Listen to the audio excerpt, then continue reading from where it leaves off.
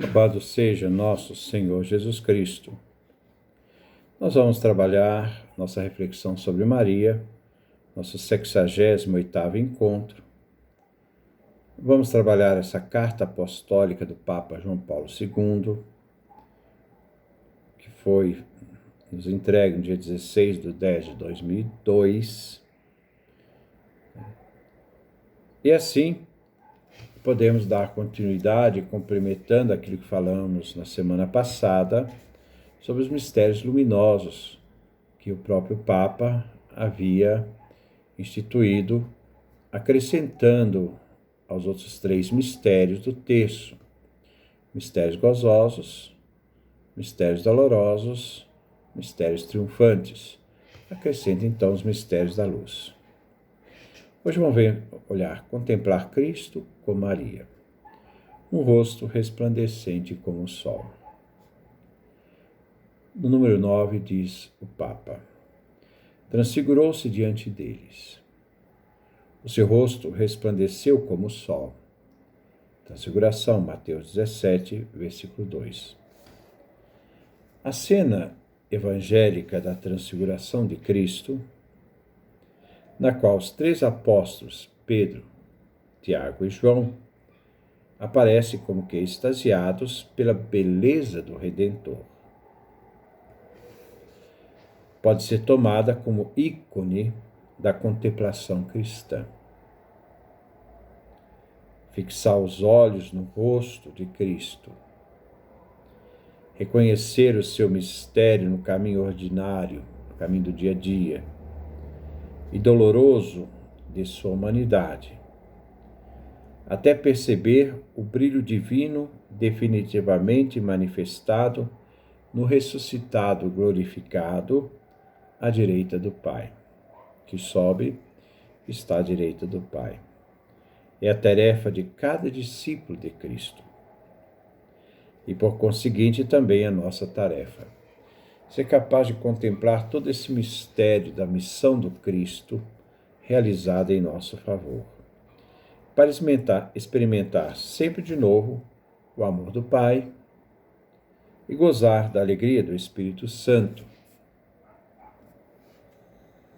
Realiza-se assim também para nós a palavra dita por São Paulo: refletindo a glória do Senhor como espelho, somos transformados de glória em glória, nessa mesma imagem, sempre mais resplandecente, nesse mesmo ícone, imagem sempre mais resplandecente, pela ação do Espírito do Senhor.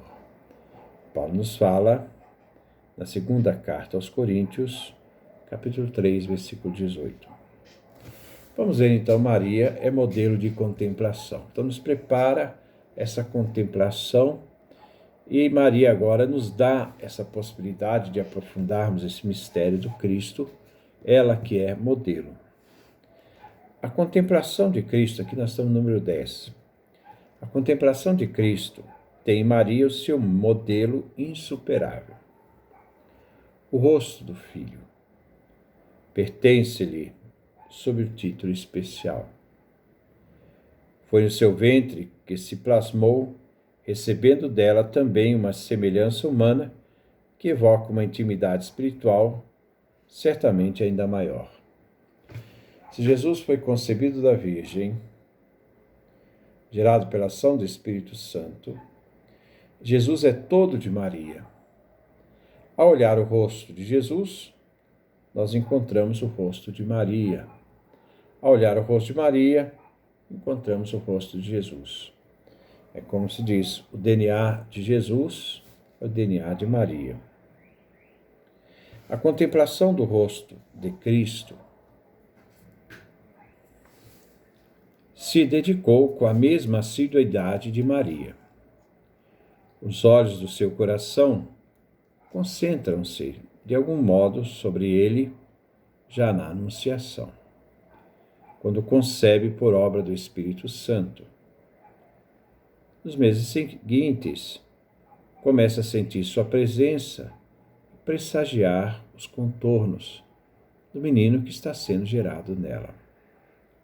Quando finalmente o dá à luz em Belém, Também os seus olhos de carne podem fixar-se com a ternura no rosto do filho, que envolveu em panos e encostou numa manjedoura. No Lucas capítulo 2, versículo 7. Desde então, seu olhar, cheio sempre de reverente estupor, não se separará mais dele. Algumas vezes será um olhar interrogativo, como no episódio da perda no templo. Filho, por que nos fizeste isto? Lucas capítulo 2, versículo 48.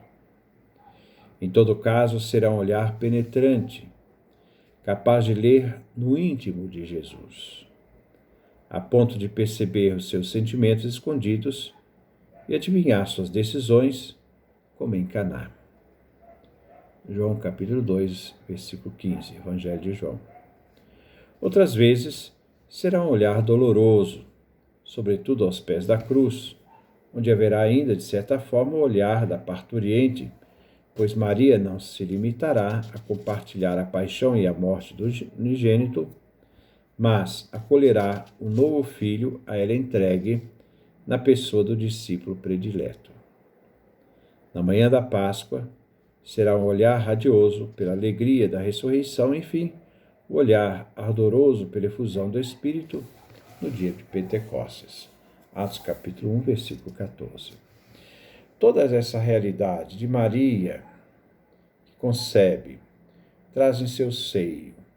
Tudo isso faz uma experiência profunda da realidade de Jesus. Cada momento da vida de Jesus estava o rosto de Maria a contemplar o rosto de Jesus, estava a mãe a contemplar o filho, a passar por todos esses momentos da vida do seu filho, esses momentos que realmente são momentos de alegria, momentos de ternura, momentos de dor e momentos realmente de uma presença onde a certeza da ressurreição, de estar no cenáculo diante de Pentecostes, a fez participar do momento da igreja. Vemos também as recordações de Maria. Número 11. Maria vive com os olhos fixos em Cristo. Essa centralidade de Maria que vê o Cristo, que vê o Filho e guarda cada palavra sua. Conservava todas essas coisas, ponderando-as no seu coração, nos diz o Evangelho de Lucas, capítulo 2, versículo 19 e capítulo 2, versículo 51. As recordações de Jesus estampadas na sua alma. Acompanharam-na em cada circunstância, levando-a a percorrer novamente com o pensamento os vários momentos da sua vida junto com seu filho. Foram essas recordações que constituíram, de certo modo, o rosário, que ela mesma recitou constantemente nos dias da sua vida terrena. Como contemplativa, como aquela que guarda no coração, Maria como mestre da vida espiritual, mostrando que toda essa centralidade está na pessoa do seu filho, e essa realidade, essa experiência do seu filho, a faz participar cada vez mais deste mistério que o Filho é portador. E nos apresenta seu Filho como também esse modelo de vida espiritual. E mesmo agora, entre os cânticos de alegria de Jerusalém celestial, os motivos de sua gratidão e do seu louvor permanecem imutáveis. São eles que inspiram seu carinho materno pela Igreja peregrina, na qual ela continua a desenvolver a composição da sua narração de evangelizadora. Maria propõe continuamente aos crentes, aos fiéis, os mistérios do seu Filho, desejando que sejam contemplados, para que possa irradiar toda a sua força salvífica. Quando recita o rosário, a comunidade cristã sintoniza-se com a lembrança e com o olhar de Maria. Toda essa realidade que nós encontramos, Maria que guarda essas realidades no coração, essa vida centrada no Cristo que ela deu à luz, que ela concebeu, que ela acompanhou no crescimento. Tudo isso mostra uma mãe, né, atenta, né, cuja realidade do seu filho é todo o centro da vida dela, como também para nós cristãos. Maria nos dá Jesus, Jesus nos dá Maria. E ela se torna essa parte integrante da comunidade de fé. E ela, como comunidade de fé, era participante dessa comunidade de fé, Maria mostra então esse carinho para com essa igreja que ela recebeu de seu filho na cruz. Rosário, uma oração contemplativa.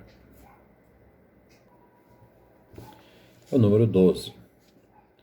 O rosário, precisamente a partir da experiência de Maria, porque ela faz essa experiência junto ao seu filho, é uma oração marcadamente contemplativa. Privado dessa dimensão, perderia sentido. Como sublinhava Paulo VI, nós vimos isso, né? Sem contemplação, o rosário é um corpo sem alma e a sua recitação corre o perigo de tornar-se uma repetição mecânica de fórmulas e de vir a achar-se em contradição com a advertência de Jesus. Na oração, não sejais palavrosos como gentios, que imaginam que hão de ser ouvidos graças à sua excesso de palavras. Mateus capítulo 6, versículo 7. Por sua natureza, a recitação do rosário requer um ritmo tranquilo e uma certa demora a pensar. Então, rezar pensando nas palavras, meditando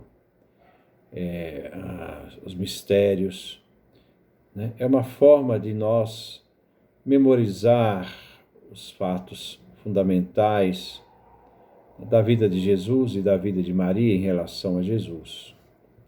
Naquele que ora a meditação dos mistérios da vida do Senhor, vistos através do coração daquela que mais de perto esteve em contato com o mesmo Senhor, e que abram acesso às suas insondáveis riquezas.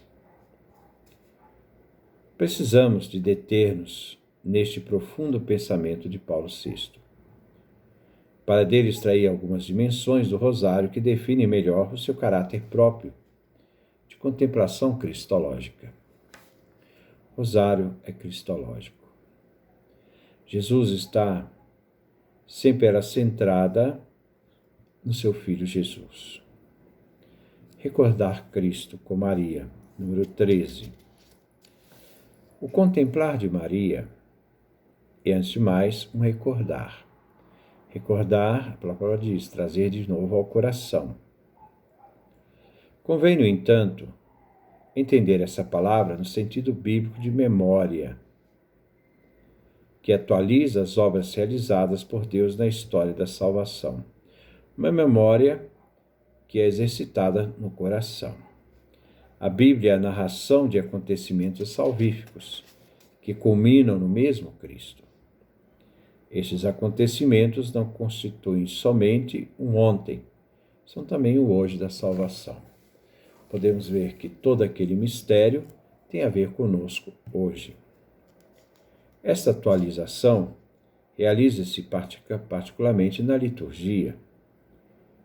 Isto é, na liturgia nós vemos o que Deus realizou séculos atrás, não tinha a ver só com as testemunhas diretas dos acontecimentos dos apóstolos, mas alcança, pelo seu dom de graça, o homem de todos os tempos.